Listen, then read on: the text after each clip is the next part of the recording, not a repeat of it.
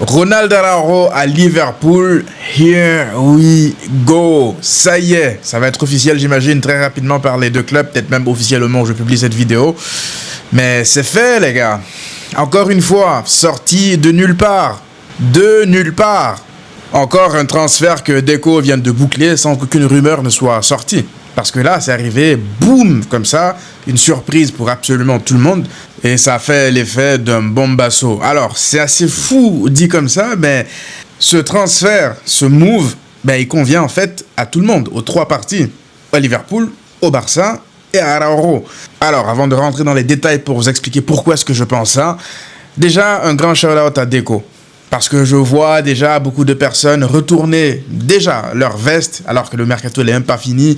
Ah, Deco, on t'a sous-estimé, on t'a insulté, on a fait des Deco out. Moi, j'ai pas à m'excuser auprès de Deco parce que vous-même, il y en a beaucoup ici, pas vous qui regardez la vidéo, vous aurez compris ce que je dis. Il y a plein dans la communauté du Barça qui m'insultaient moi-même parce que j'essayais de comprendre le rôle de Deco. En fait, vous avez voulu enterrer un mec, un directeur sportif qui est arrivé dans une merde financière, dans une pagaille financière où il pouvait quasiment pas dépenser de l'argent, où il devait colmater des brèches, où il devait essayer de trouver des astuces pour faire des arrangements, pour essayer de mettre une équipe compétitive en place, avec un stade en construction, avec des restrictions sur le fair play financier, et vous vouliez que ce mec-là, en fait, vous délivre un mercato XXL depuis son arrivée.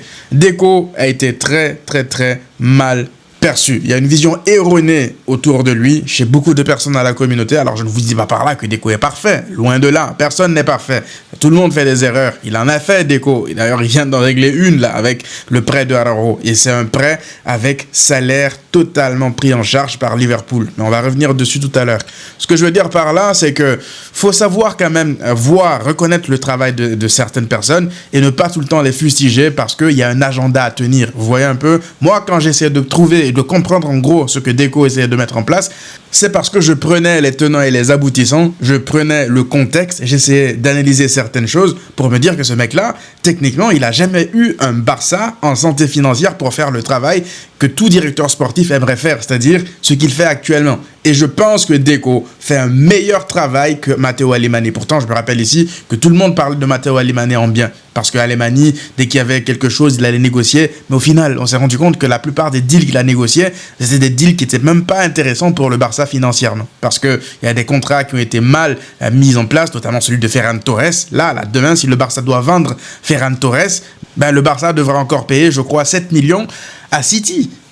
C'est quel type de négociation, ça? C'est-à-dire que tu t'acquittes d'un montant de transfert et 4-5 ans après, tu dois encore payer le club qui t'a vendu le joueur parce qu'il y a des clauses qui disent que lorsque tu vas le vendre avant, c'est n'importe quoi. Et il y a plein de deals comme ça qu'Alemany a fait au Barça et c'est pas, je pense, pour rien qu'il est parti en mauvais termes avec Laporta. On fait le parallèle aujourd'hui avec Deco. Pour la première fois que Deco opère sur un marché des transferts du Barça où il est au 1 pour 1, sans restriction salariale, sans les bâtons dans les roues que la Liga met en règle générale, ben on voit le résultat.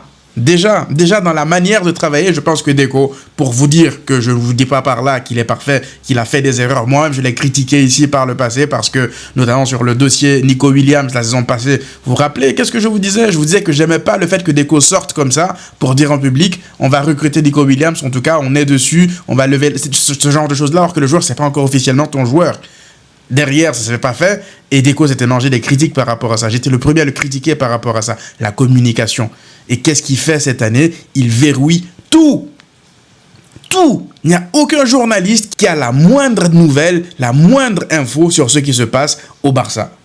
Ça, il a verrouillé. Pour le coup, c'est fermé. Il a mis un lockdown, le Barça. Le vestiaire, c'est fermé. La direction, c'est fermé. Rien ne fuite. Ceux qui décident de fuiter, fuitent. Ceux qui ne décident pas, ben rien ne fuite. On voit plein de journalistes. Il n'y a que Gérard Romero, lorsque Deco décide que ça y est, c'est fait. Mais vous avez vu même Gérard Romero, lorsqu'il a envoyé ses sbires là, pour aller surprendre Deco dans son voyage à Madrid la dernière fois secret. Deco, il était sorti, il l'a vu, il était comme surpris, limite un peu en colère. Moi, pourquoi tu me stalks jusqu'ici?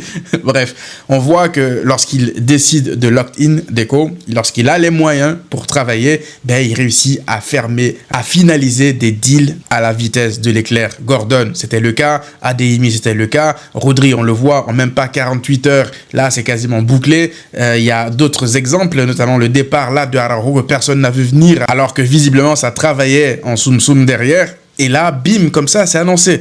Alors, moi, je tiens aussi à préciser une chose, c'est que on a beaucoup critiqué le fait qu'on ne réussisse pas à se débarrasser des joueurs qui étaient néfastes. En tout cas, on était dans le sentimentalisme avec certains joueurs. Là, on se rend compte qu'il y a une nouvelle direction qui est prise depuis quelques temps. Ça ne date pas que de ce mercato. Ça date déjà du mercato précédent. Parce que, rappelez-vous, Ter Stegen, dès que Flick a dit qu'il veut de notre gardien, ils sont allés chercher Johan Garcia. Et ils ont montré la porte de sortie à Ter Stegen. Et c'est pareil aujourd'hui. Ter Stegen, il est parti à l'Ajax. Et même pas l'espace de quelques jours, tu as Araujo qui suit.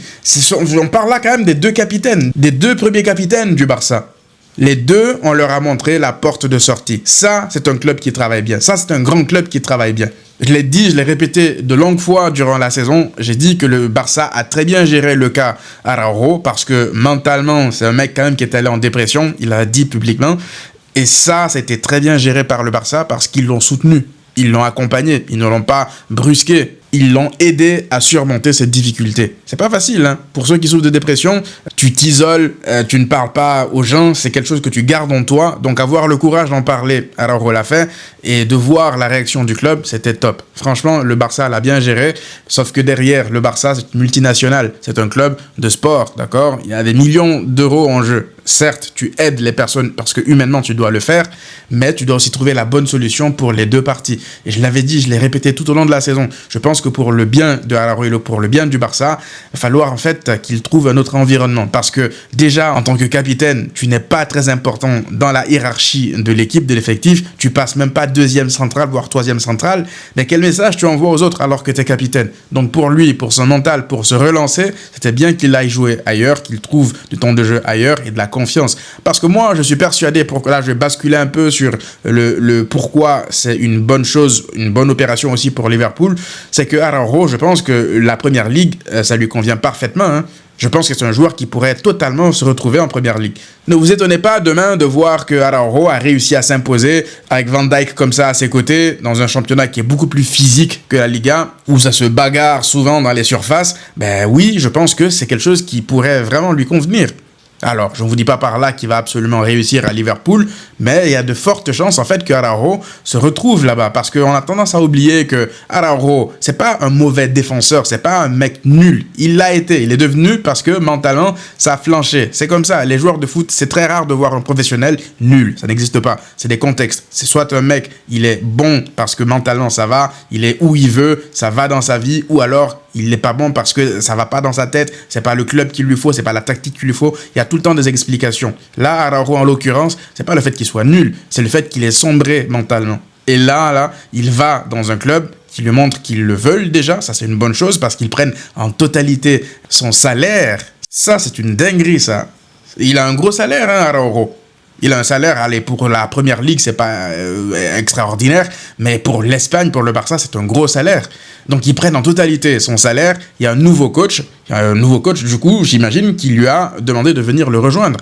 Et c'est un mec aussi qui fonctionne à la confiance. Je l'ai dit, Araujo, ce n'est pas un joueur nul. C'est un joueur qui a sombré. Il a des qualités indéniables, il a des qualités athlétiques. Il réussit à se remettre à l'endroit. On l'a vu ici au Barça lorsque Xavi était là, les débuts de Xavi en tout cas, lorsque le Barça jouait un peu plus bas. C'était l'un des meilleurs défenseurs du monde. On n'arrêtait pas de le dire nous-mêmes. La BAC, Araujo était le patron de la BAC. Il était même là derrière à jouer latéral droit parfois pour stopper Vinicius, et il l'a fait à de nombreuses reprises. Nous-mêmes, on utilisait les mimes ici pour se moquer de Vinicius parce qu'il était souvent dans la poche de Araujo. C'était le joueur qu'il était. Ça, c'était le défenseur qu'il était. Il marquait des buts clutch dans des classicos. C'était Araujo.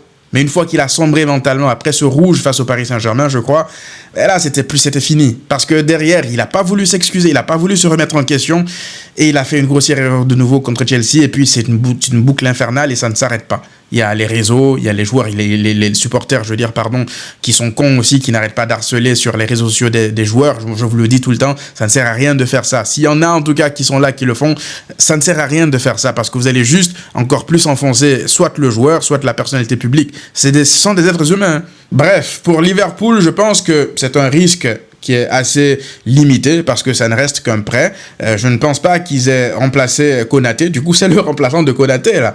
Je pense que c'est là Konaté qui a signé au Real parce que son contrat va expirer à Liverpool. Ils viennent de le remplacer là numériquement parce que je pense qu'ils n'ont pas un taulier à côté de Van Dijk actuellement. Donc la charnière sera très certainement Van Dijk Araujo en termes de taille et de Golgoth. Il y a quand même deux bons clients. Van Dijk s'assurera de la relance parce que même s'il est géant, il a une belle relance à la différence de Araujo. Sauf que encore une fois, on verra. Ça dépend du style de jeu d'Araujo là. S'il demande à Araujo de repartir de derrière, un peu comme le Barça, forcément qu'ils vont trouver ces lacunes là. Mais s'il demande à Araujo d'être dans la défense pure et d'être parfois en bloc bas pour défendre une zone, même le Araujo récent là, de la dernière année, sous le Barça, il a réussi à faire des matchs corrects. Il a même marqué un but important contre le Rayo, pour ceux qui se rappellent en Liga il n'y a pas si longtemps. C'est un mec qui a débloqué des situations pour le Barça. Notamment contre Girone aussi. J'étais dans le stade lorsqu'il marque à la dernière seconde. Donc oui, il a toujours ses restes. Mentalement, s'il se retrouve là-bas, à la fin de la saison prochaine, le Barça sera gagnant, Liverpool sera gagnant. Parce que soit le Barça encaisse directement une grosse somme sur lui. Ils n'ont pas révélé encore, je crois, le montant de son option d'achat, mais je ne pense pas que le Barça ait négocié un montant qui soit inférieur à 40 millions d'euros. 40 ou plus, c'est pas une obligatoire, donc je pense que ça sera renégociable, ça sera possible. L'idéal, en tout cas, serait que Araujo brille et que le Barça, en fait, n'ait plus à assumer son salaire. Parce que là, on parle de, justement, l'avantage pour le Barça, c'est que Araujo a un énorme salaire dans la masse salariale. Pour le fair play financier, ça veut dire que le Barça est en mesure maintenant d'aller signer un défenseur central. Et là, on revient maintenant sur l'avantage du Barça. L'avantage du Barça, c'est d'avoir allégé sa masse salariale pour cette saison, au minima, et tu te retrouves aussi avec des options qui sont disponibles sur le marché, notamment Cuti Romero. On verra si l'Atlético Madrid le signe ou pas, mais je pense que là, Cuti Romero, il va voir ça, il va dire je vais patienter voir, est-ce que le Barça va lever le doigt pour moi? Un peu comme Rodri, d'ailleurs. Donc, on va voir ce que le Barça va décider de faire. Mais numériquement, c'est vrai que Araujo est parti. Cuti Romero, c'est un peu un défenseur de même style. Même si je pense que voilà, il a moins de problèmes psychologiques que Araujo. C'est pas un mec qui doute autant que Araujo. C'est un mec qui est beaucoup plus fort mentalement. Mais c'est un mec tout autant violent, voire plus violent que Araujo parfois. Donc, à voir. Moi, j'aime bien Cuti Romero. J'aime bien le style rugueux, là, de défenseur aussi. J'aimais beaucoup, moi, Araujo quand il était rugueux et tout. Contrôlé, mais rugueux. Faut savoir trouver la balance. Cuti Romero, il peut péter les plombs aussi parfois. Il peut prendre des rouges, ça je vous l'ai dit, mais il s'assume lui, Cuti Romero, c'est comme ça que je le vois. Du coup, numériquement, si on me dit Cuti Romero à 40 millions d'euros, moi je prends, mais là pour le coup je prends tous les jours. Cependant, le problème du défenseur central gauche, il reste ouvert. Parce que là, tu cherches un défenseur central gauche, tu as négocié avec Bastoni avant le début du mercato, finalement Flick n'en voulait pas. Si Flick dit que lui, c'est défenseur centre-gauche, ça sera Gérard Martin, Alvaro Cortés. On va faire confiance à Flick, mais je pense que le Barça doit signer minimum un défenseur central. Si c'est Cuti Romero et qu'on fasse décaler Cubarsí à gauche, moi je suis pas pour ça. On verra, Cubarsí de toute façon indétrônable, indéboulonnable, surtout avec la Coupe du Monde qu'il vient de faire. L'idéal c'est de l'accompagner avec un joueur. Moi j'ai pas envie en fait qu'on décale Cubarsí à gauche pour accommoder Cuti Romero par exemple à droite. Parce que c'est ce qu'on avait fait pour Araujo au début de saison dernière. Ça n'a pas très bien fonctionné. Parce que Cubarsí a raté sa première partie de saison à cause de ça, trimballé à gauche, à droite, ça n'a pas non plus été exceptionnel pour Araujo. Du coup, faut savoir, faut voir, est-ce que tu signes quand même Cuti Romero parce que numériquement tu as besoin de lui et tu le mets quand même défenseur central gauche, mais à ce moment-là tu te prives en fait de certaines relances à pied gauche de ton défenseur central gauche. Et là-dessus, Gérard Martin, c'est très fort ce qu'il fait. Donc ouais, le dilemme il s'oppose. Moi je vous pose la question, en fait. Je vous pose la question à vous. Qu'est-ce qu'on fait du coup? Là, tu fais Rodri, tu vas stabiliser quand même une partie de ta défense, parce que Rodri, c'est le milieu défensif, faut pas l'oublier. Tu signes, supposons, un Cuti Romero. Est-ce que c'est suffisant? Est-ce que pour vous, ça y est, tu as quand même une vraie profondeur et un vrai taulier derrière? Parce que c'est vrai que Cuti Romero, pour moi, ça reste un taulier, beaucoup plus expérimenté que toute la défense du Barça. Ouais, on peut se le dire comme ça, mais après, tu te dis, en termes tactiques, est-ce que c'est le meilleur choix? Le mieux aurait été d'avoir ce taulier-là expérimenté, mais qui fit directement sur le poste de défenseur central gauche, un peu comme Laporte. Mais apparemment, l'Athletic Bilbao n'est pas intéressé par négocier, on le sait déjà, Athletic Win, ils vont aller nous dénoncer à la CPI, donc on oublie. Du coup, moi je vous pose la question, est-ce que le Barça devrait plutôt aller sur un Cuti Romero, ou bien est-ce que le Barça devrait aller sur un défenseur central gaucher confirmé? Mais qui? C'est ça la question. Schlotterbeck, parce que là il s'était blessé, faut voir dans quel état il est. Flick, je sais pas s'il le veut toujours ou pas, faudra voir. Je sais que là, de ce que je comprends en tout cas, on essaie de donner à Flick le mercato qu'il veut. Donc s'il veut Schlotterbeck, je pense qu'il l'aura. Le mec, je pense qu'il a une clause de 50 millions d'euros. Ça peut être une aubaine. Maintenant, on verra. Cuti Romero, moi, ça me parle en tout cas.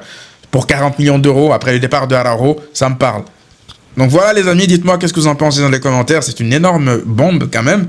Le Barça est très, très agressif sur ce mercato, hein.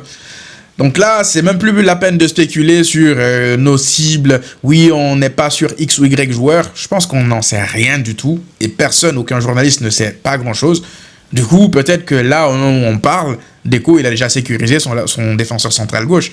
Parce que ça disait qu'il a déjà sécurisé une option B en cas d'échec de Julián Alvarez. On ne sait même pas c'est qui, en fait. Donc on ne sait pas. Là, il n'y a rien qui fuite. Et c'est tant mieux comme ça. J'espère que ça continuera comme ça. Parce que là, on va commencer à dire ici qu'on veut signer Loguito et puis le Real va aller le signer. On ne sait jamais. Bref, j'arrête le running gag sur Loguito, mon frérot. Voilà les amis, ce que j'avais à dire par rapport à tout ça. Avançons cachés, avançons bien. C'est la voie à suivre. Et puis, on va continuer à faire un mercato qualitatif, hein. On se retrouve très vite pour une nouvelle vidéo. À très vite.